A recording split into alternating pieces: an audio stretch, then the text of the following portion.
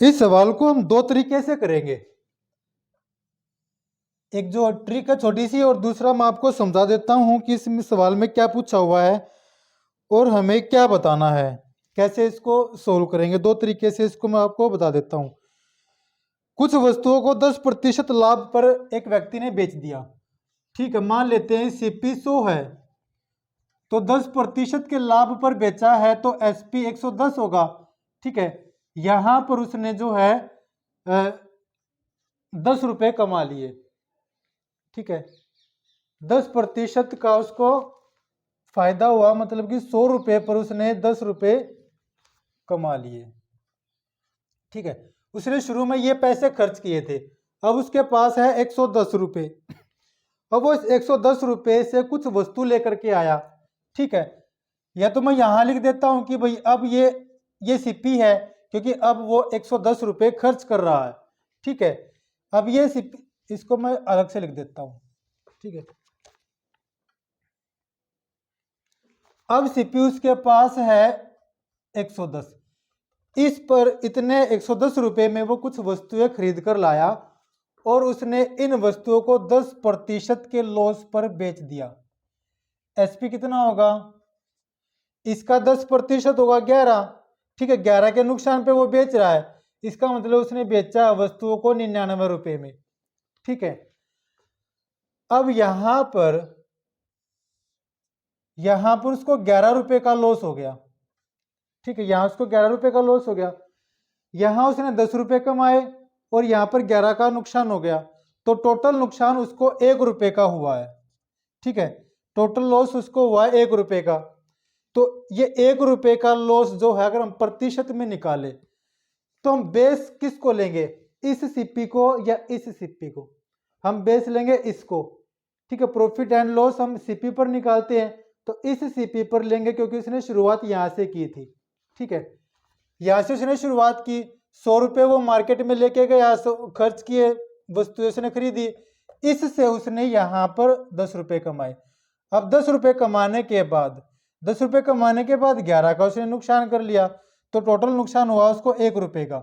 10 रुपए कमाकर यहाँ 11 का नुकसान हुआ है। ठीक है, तो उसका नुकसान हो गया 1 रुपए का। कितने प्रतिशत हुआ है वो हम इस सीपी पर निकालेंगे, और ये सीपी हमारे पास 100 है। अगर ये सीपी हमारे पास 100 है तो हम इसको डायरेक्ट 1% लॉस लिख सकते हैं। ठीक है, अगर ये 100 ना होता तो हम कैसे निकालते, ये बटे सीपी गुणा 100।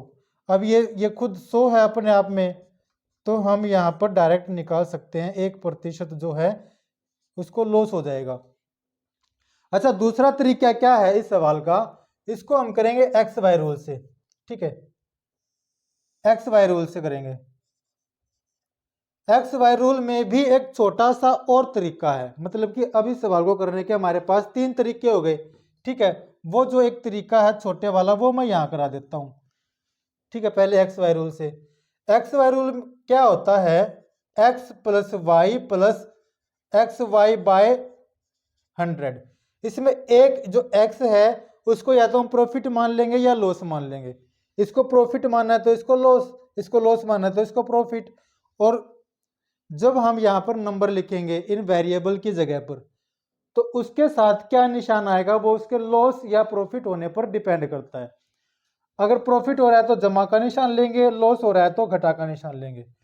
मैंने इसको प्रॉफिट मान लिया कि 10% उसको प्रॉफिट हो गया। ठीक है, जब हम इसको सोल्व करते हैं तो आंसर हमारा अपने आप ही प्रतिशत में ही आता है, और जो उसका साइन आएगा लास्ट में, प्लस का साइन आया है तो लॉस है, प्लस का साइन आया तो प्रॉफिट है, और माइनस का साइन आया है तो लॉस है।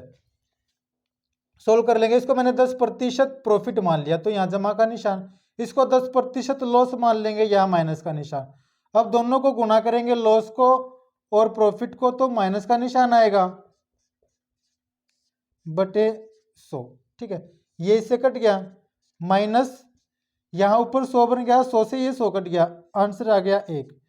अब माइनस में आया है, प्रतिशत मैंने बोला था इसके साथ आता ही है, माइनस में अगर आंसर आया है तो इसका मतलब ये लॉस है, 1% का उसको लॉस हो गया। अब जो एक छोटा तरीका था वो ये यहाँ पर ऐसे सवालों में जब कोई व्यक्ति कुछ पैसों से वस्तुएं बेचकर जो पैसे कमा रहा है, उनसे फिर कुछ और वस्तुएं खरीद कर उसको प्रॉफिट या लॉस जो भी हो रहा है, अगर वो सेम है, ठीक है, अगर सेम नहीं है तो हम ऐसे कर सकते हैं, अगर वो सेम है 10% का ही उसको प्रॉफिट हुआ है और 10% का ही लॉस हुआ है, तो इस नंबर को ले लेंगे क्योंकि ये सेम है, इसको ले लो या इसको ले लो, 10 को ले लेंगे और इसका कर देंगे स्क्वायर और बटे में 100, ठीक है। या 20 भी हो सकता है, 25 भी हो सकता है, उससे कोई फर्क हमें नहीं पड़ता। ये ध्यान रखना, अगर ये बराबर है, जितने प्रतिशत प्रॉफिट हुआ है उतने ही प्रतिशत अगर लॉस हो रहा हो तो हमेशा लॉस होगा। मैं इसको लॉस प्रतिशत लिख सकता हूं, इसको मैं लिख सकता हूं कि इतने प्रतिशत जो है लॉस होगा। इसको सोल्व कर लेंगे, एक आएगा 1% लॉस। ये डायरेक्ट हम इस सवाल को ऐसे कर सकते हैं। नेक्स्ट,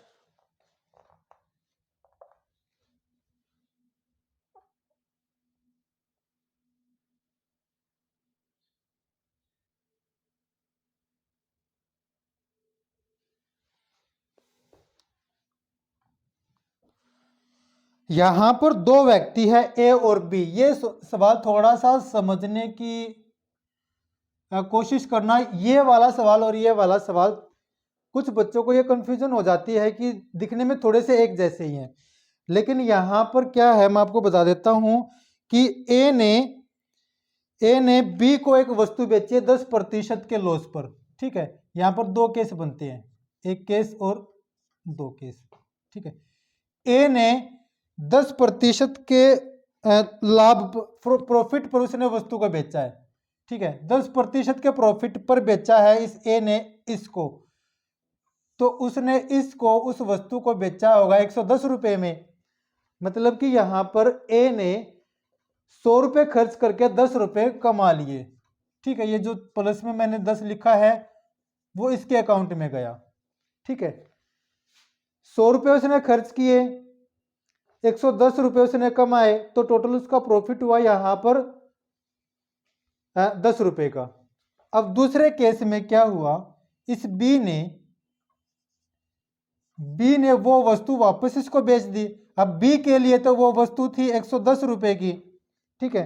बी के लिए वो वस्तु 110 रुपए की थी, यहां पर उसको 10% का लॉस हुआ, तो इसका 10% कितना होगा, 11 होगा। तो इसने 11 के लॉस पर उस वस्तु को बेच दिया ए को, ठीक है। ए ने उस वस्तु को खरीद लिया 99 रुपए में, ठीक है। अब यहां पर देखो, अगर हम ये देखें कि ए का कितना फायदा हुआ है, वस्तु की जो कीमत थी वो 100 रुपए है, वो ए को पता थी, ठीक है। ए के लिए उस वस्तु की कीमत है 100 रुपए, बी के लिए उस वस्तु की कीमत है 110 रुपए।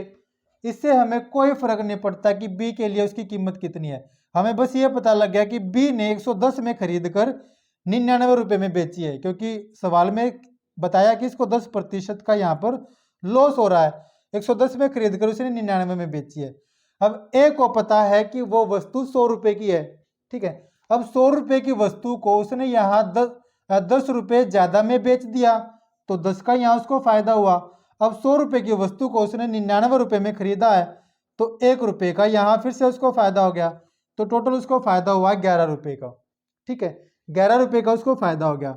अब प्रतिशत निकालना है तो वो एक एक कॉस्ट प्राइस पर निकालेंगे, एक एक कॉस्ट प्राइस पर, और ये अपने आप में 100 है। जब बेस 100 होता है तो हम संख्या को डायरेक्ट प्रतिशत में लिख सकते हैं, ठीक है। उसको यहाँ पर 11% का प्रॉफिट हो गया, ठीक है। अगर ऐसे नहीं समझ आ रहा तो मैं एक बार और कोशिश कर लेता हूं कि कोई ऑब्जेक्ट है, वो ऑब्जेक्ट जो है ओ माने ऑब्जेक्ट वो अभी ए के पास है, फिर बिल्कुल शुरू की बात है, ठीक है। इसने 100 रुपए कहीं किसी को दे दिए और वो 100 रुपए के बराबर कीमत वाला ऑब्जेक्ट इसके पास है, ठीक है। अब इसने वो उस ऑब्जेक्ट को दे दिया यहाँ बी के पास, उस ऑब्जेक्ट को दे दिया, ठीक है, और खुद ले लिए इसने 110 रुपए। ऑब्जेक्ट कहाँ गया, इसके पास, और खुद इसके पास कितने पैसे आ गए, 110 रुपए। 100 रुपए उसने खर्च किए, क्योंकि वो ऑब्जेक्ट 100 रुपये का लेके आया था, 110 रुपये उसने कमा लिए। तो यहां पर उसके पास अब है, ऑब्जेक्ट इसके पास नहीं है, इसके पास है सिर्फ 10 रुपये। ठीक है, 10 रुपये उसने जो है यहां पर प्रॉफिट कमा लिया, क्योंकि जो अगर मैं इसमें से 100 रुपये हटाऊं, वो 100 रुपये वो कवर करने के लिए जो इसने खर्च किए थे, तो यहां पर उसने 10 रुपये कमा लिए। अब इसी ऑब्जेक्ट को ए ने वापस खरीद लिया। ठीक है, ए ने उस ऑब्जेक्ट को खरीद लिया जिसकी कीमत थी 100 रुपये, जिसकी कीमत थी 100 रुपये। वो ऑब्जेक्ट इसके पास है, लेकिन उसने उसको कितने में खरीदा? उसने खरीदा 99 रुपये में। ठीक है, तो यहां पर भी उसने 1 रुपये का फायदा कमा लिया। 10 का फायदा यहां कमाया, 1 का फायदा उसने यहां कमा लिया। ठीक है, अब उसके पास क्या है? 100 रुपये उसने खर्च किए थे, कॉस्ट प्राइस जो 100 था, और 10 रुपये यहाँ कमाए, 1 रुपया यहाँ कमाया, टोटल उसने 11 रुपये कमा लिया। प्रतिशत निकाले तो कॉस्ट प्राइस पर प्रतिशत निकालेंगे जो अपने आप में पहले से ही 100 है, तो हम इसको लिख सकते 11% प्रॉफिट उसने कमा लिया। ये बात क्लियर ना हुई हो तो मैं फिर से बता देता हूँ। उसके पास यहाँ पर 110 रुपये रह गए थे, ऑब्जेक्ट था बी के पास। ठीक है, अब ऑब्जेक्ट आ गया ए के पास और बी के पास गए 99 रुपये। ठीक है, इसके पास 110 रुपये थे, 99 रुपये गए इसके पास, तो इसके पास रह गए 11 रुपये और ये ऑब्जेक्ट। ठीक है, ऑब्जेक्ट और 11 रुपये जिसकी कीमत थी 100 रुपये, तो मैं इसको लिख सकता हूँ 111, है ना। 100 रुपये उसके पास थे शुरू में, अब उसके पास है 111, तो उसके पास कितने रुपये ज़्यादा है? 11 रुपये उसके पास यहाँ ज़्यादा है। प्रतिशत निकाल लेंगे, 100 पर निकलेगा। ठीक है, 11% का उसको प्रॉफिट हो गया। अब मेरे हिसाब से ये सवाल क्लियर हो गया होगा। नेक्स्ट,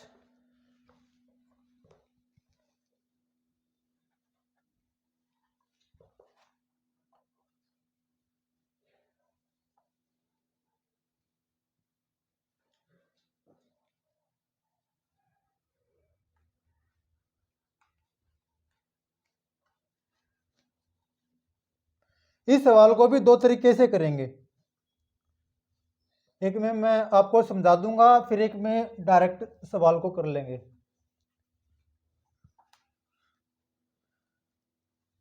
बेसिक जरूरी होता है हर एक सवाल का। अगर बेसिक क्लियर हो जाता है तो ट्रिक अपने आप याद रह जाती है।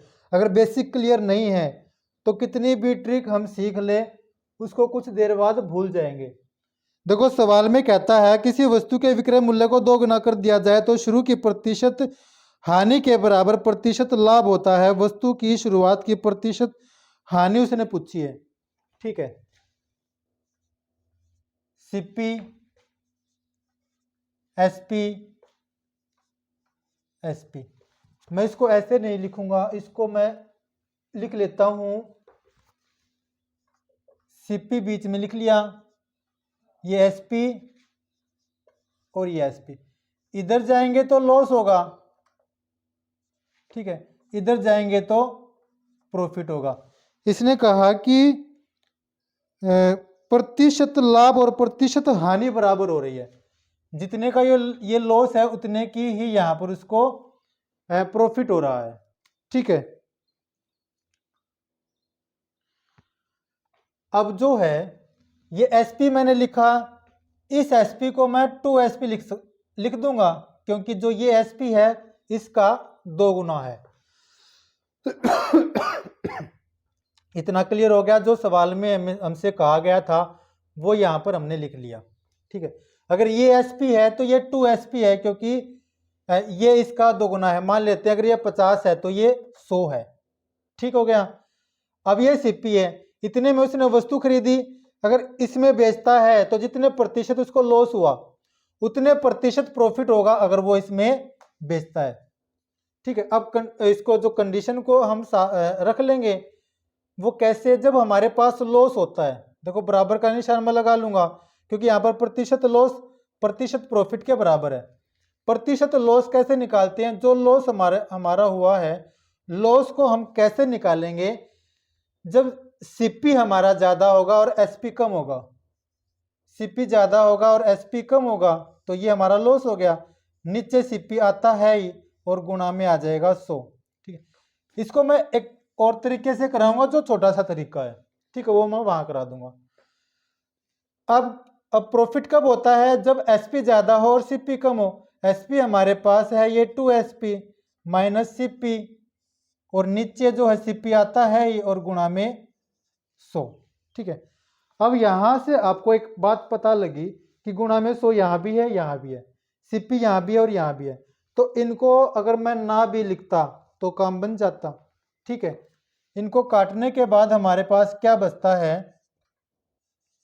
सीपी माइनस एसपी बराबर एसपी माइनस सीपी। ठीक है, अब इस सीपी को इधर लेके आएंगे, एसपी को उधर लेके जाएंगे। ठीक है, एसपी को उधर लेके जाएंगे तो ये 3sp हो जाएगा, सीपी को उधर लेके आएंगे तो 2cp हो जाएगा। इनका अगर हम रेशियो देखें, इनका रेशियो क्या होगा? सीपी अनुपात एसपी क्या होगा?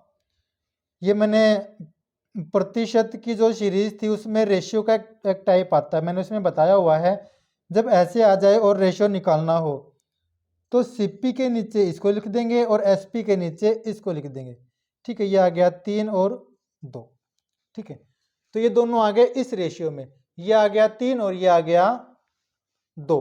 ठीक है, अब उसने पूछा कि शुरू का जो प्रतिशत लॉस था, प्रतिशत लॉस पे ही हमने ये रख लिया, एसपी को यहाँ रख दिया, सीपी को यहाँ रख दिया। यहाँ लॉस हो रहा है तो वो उसने लॉस प्रतिशत हमसे पूछा है।